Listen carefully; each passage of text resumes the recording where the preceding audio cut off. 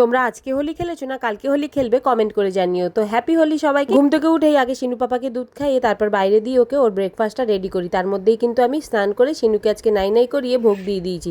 সোনার তো আজকে ছুটি, আর আজকে না সকাল সকাল উঠে পড়েছে ও হোলি খেলবে বলে, তাই আগের বছরের এই জামাটা পরিয়ে দিয়েছি, যেহেতু ও বাইরে গিয়ে আবির খেলবে তাই ওকে দেখো চুল টুল ভালো করে বেঁধে দিচ্ছি। তোমরা কারা আজকে হোলি খেলেছো কমেন্ট করে জানিও।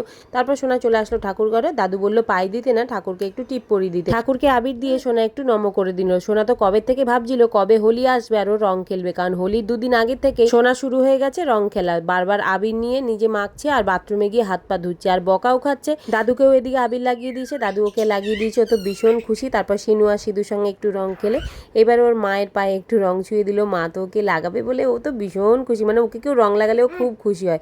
তারপর যে দিদিটা এসে দিদিকেও একটু টিপ পরিয়ে দিল। তারপরে বললো মামা আসো তোমার পায়েও দিয়ে দিই, মানে বড়দের পায়ে তোমরা কারা কারা আবির দাও কমেন্ট করে জানিও। সোনাকে একটু মুখে লাগিয়ে দিলাম, তারপর ঠাম্মাকে দিল, মানে বাড়ির সবাইকেই দিল। এদিকে শিনু পাপা ছিল বাইরে, ওর পাপার সঙ্গে আসলো দিদির কাছ দিয়ে, তো কিছুতেই ও আবির লাগাবে না। ওর ঠাম্মা এসে জোর করে একটা টিপ পরালো, তারপর মানে জোর করে আর কি, ও কিছুতেই লাগাতে চাইছে না। এগুলো কি ও বোঝেই না। এই নিয়ে 2 বছর ওর হোলি।